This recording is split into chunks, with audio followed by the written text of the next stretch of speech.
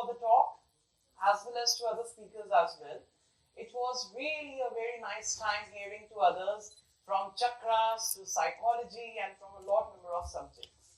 Now, my talk is about something that can be regarded as a sort of a culmination or mixture of several subjects. And that's archaeology, about which I will present my PPT. Archaeology is very different from history, as one can say, because archaeology is all about studying ourselves through the objects we use or through the objects our ancestors used thousands of years ago. Now I'm only 18, so in these 18 minutes, I'll just try to stick up 1 year each for 1 minute. Let us start.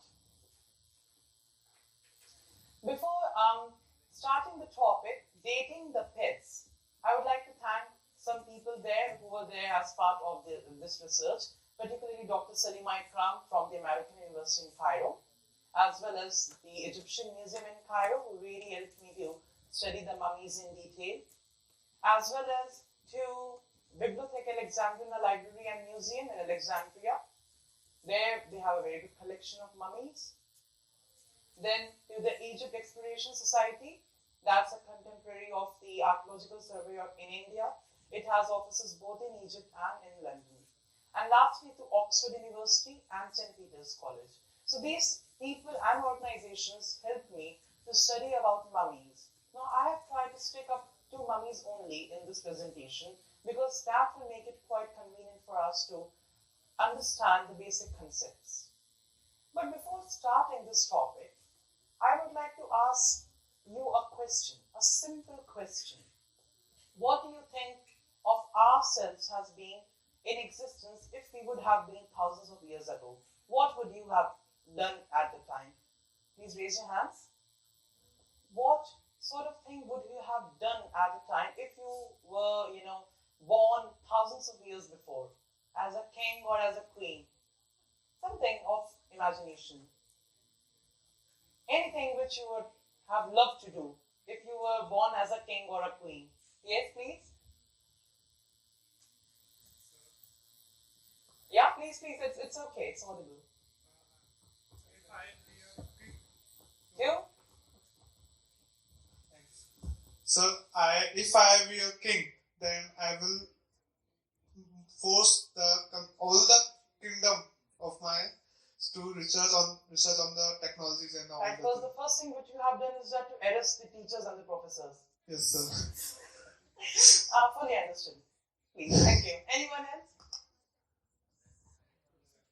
A king or a queen, a lot of things can be done in that case. But, if we talk of archaeology, it's the same thing which you two have done just now. Archaeology is about thinking of ourselves and our position as certain group of people living thousands of years ago. If you talk of my life, I was only 4 when I got interested in this field of archaeology. I was on a family trip to Nepal, and there, after I saw that stupa of Ashoka in Kathmandu, and after that, my family, when they went for a lunch, I instantly took out a paper napkin and a pen and drew out almost 70% of what I saw as my parents tell me. From there, this interest came out of culture, people, and religion of various civilizations and countries. And believe me, in my personal view, there is a limit till when the distinct boundaries between different subjects cease to exist. After a particular stage of thinking and knowledge, the various boundaries between different subjects diffuse. You cannot have chemistry without physics. You cannot have biology without chemistry. You cannot have anthropology without psychology. You cannot have zoology without biology. At a certain stage, every subject mingles into a single unit, and that is knowledge. And that was what I recognized at the time, that everything is connected with each other. If you speak of something like, you having a question you are getting an answer for that question from a source that's quite unique and quite uncommon in some sense or the other, you still grab that answer because that answer satisfies your question, your curiosity regarding something. And that's what I recognize, that truth should be acknowledged from whatever source it comes from. Truth should be irrespective of prejudices such as religion, culture, country, community, etc. Truth is a mingle. It's like a culmination of several things. And if you try to channelize your thinking and your way of living your life as per those certain values that you derive from those thinking points, and you don't channelize your imagination, your curiosity to know more about how our world works, then you can really be happy because you are the one who rule yourself. And that's something I can say that yes, I was able to do at a certain point of time. So this dating the pets is an experiment actually on a pet. How many of you are having pets at this stage? Okay, what pet? A dog? Which one? Oh, I'll not enter your house then, actually. Okay, and another one? Some cute pet, please. Dog, okay. Dogs are also cute at some point. Puppies, mainly. Okay, another one? Right? Guinea pig. Oh, me too. Yes, sir. Chihuahua. Right. Okay, so we're having different varieties of pets. But as a pet owner, you must be having this feeling at some point or the other of keeping your pet forever and ever, right? If you love your pet, you want to keep it for all times, even if it dies. But you cannot do so. But out of this box, I try to do that. I mummified my pet in an experimental way, which is known as experimental archaeology. That's doing the same thing which your ancestors did thousands of years ago, but in a scientific manner. But before moving on to Snow White, my fish aquarium pet, and how I mummified her, we should first learn what indeed is mummification. Am I audible? Right. Mummification was a process that the ancient Egyptians did thousands of years ago to preserve their dead bodies. Why?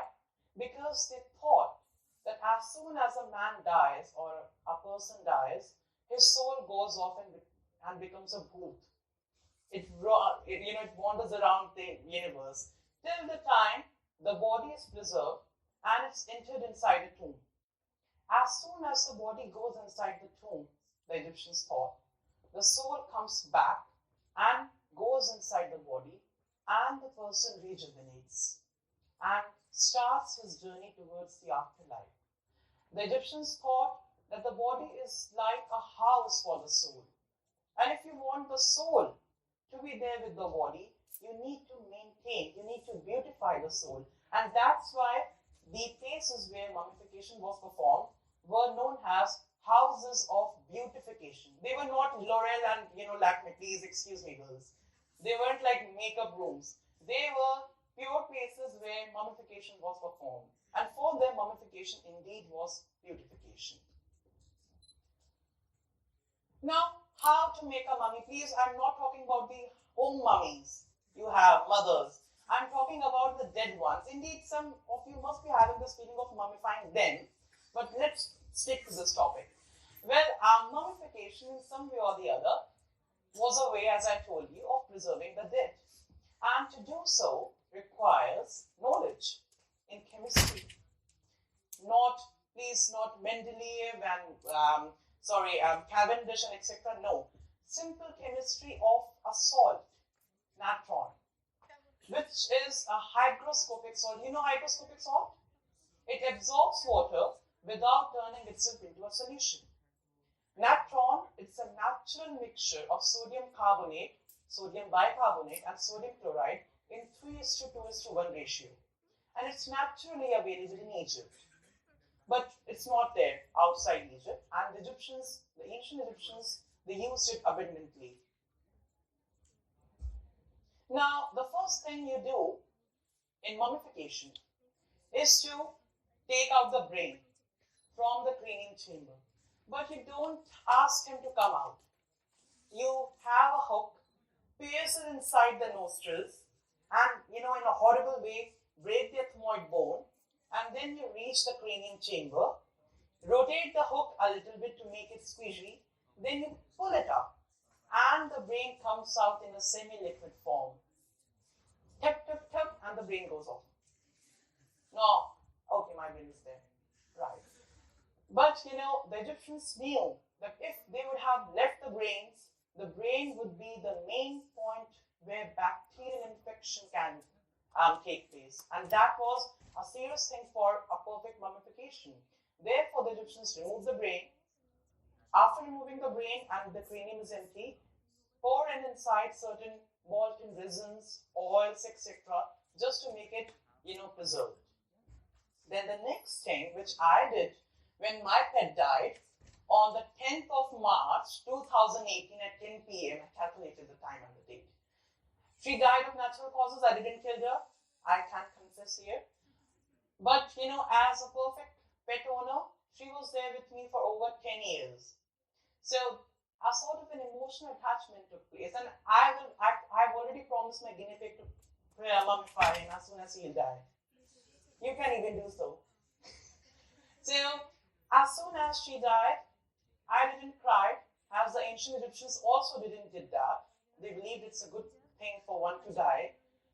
Took out the body from the aquarium, placed it in a jar, in a tray, a wax tray, and washed the entire body with water. After that, I took a spoon with certain resins, burned the resin to make it sweet smelling, and recited spells from the Book of the Dead, the ancient Egyptian book, the holy book of the ancient Egyptians, as one can say. Read the hieroglyphic, Hitabdinasau, Asernabdadajau, and doing all those prayers and chantings. Then after that, started the mummification process. Okay, it's not moving. Took out the brain.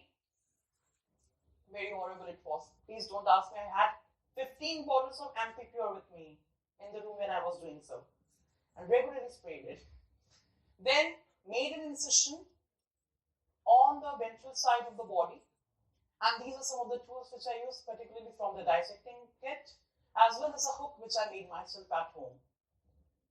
Now, as the Egyptians did, the hypothetical one, that you take out the organs after making the cut, except the heart, because the heart, as one say, a heavy heart, a light-hearted person, etc., etc., it goes to the ancient Egyptian belief that the heart is the center of intellect, emotion, thinking, attachments, etc. And the thing that would be judged in the afterlife would be the heart. So the gods would have a beam balance, and they would balance the heart against the feather of truth. If the heart is full of sins, it goes down, it becomes heavy, and you go to hell. Please. If the weight goes balanced, because it cannot be truthful than truth itself, then you go to heaven. Have a good time, eat McDonald's and order Swizzy and Zomato, no problem then. Then after taking out the organs, except the heart which they left inside the body, you stuff everything with natron. They stuffed the entire body with natron, and then they also used to pour the natron above the body and used to leave the body for 40 days. 40 days of desiccation process used to occur at the time. I did so the same thing experimentally to prove the various stages and procedures of ancient Egyptian mummification, since we don't know exactly how they did the process. Made the natron myself in the chemistry laboratory, quite difficult for me. Poured the natron outside above the body of Snow White, and then the final procedure before the starting of the 40 days. Even the organs were there, as the Egyptians preserved at the time. They believed that organs are also important for preservation. After the 40 days, I got this stiff, mass of natron, which I was required to chisel in, and I got Snow White again. So, After the 40 days, the condition of Snow White and her body, along with the organs and the gills. And that went a success. No bacteria, no moisture, no fungus, nothing. It was just the body and the organs well preserved. And the comparison with, the process before the 40 days was started. Then they, like the ancient Egyptians, after 40 days, take out the natron, brush it up, and apply resin, oils, etc. on the body. And then you have certain cute jars, which were known as canopic jars. And you pour each set of organs inside these jars, as the ancient Egyptians did. These four are Happy, as you can see in the inscription, Dechtai in Asir, Nedjer Happy, the name of the god. He is responsible for the lungs. Then Duamutef, again, Dechtai in Asir, Nedjer, Duamutef, responsible for the stomach. Then Hebesenu for the intestines, again the same inscription along with the name.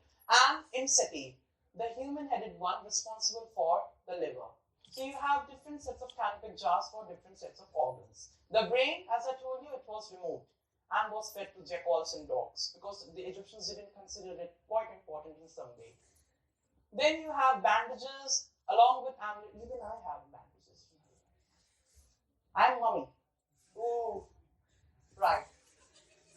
And the condition of Snow White after, it's just 1 week old photograph. She is still preserved, she is in perfect condition, and it's been almost a year since she died and she is still there with me. And I hope to be there with her till the time I too die and become a mummy. So, besides the experimental approach, you have other scientific methods of studying mummies, the CAT scanning and the X-ray method. The X-ray method is about X-raying the whole mummy for studying the mummy without damaging the archaeological integrity of the mummy.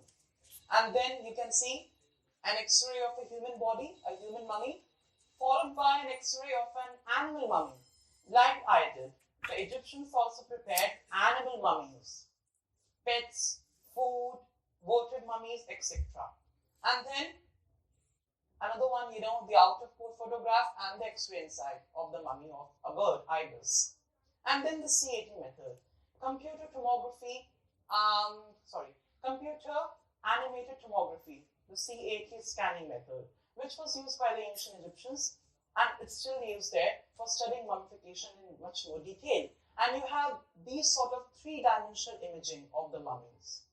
You can even see the bandages, the amulets, the facial reconstruction, as well as the poster of the body as he or she was mummified.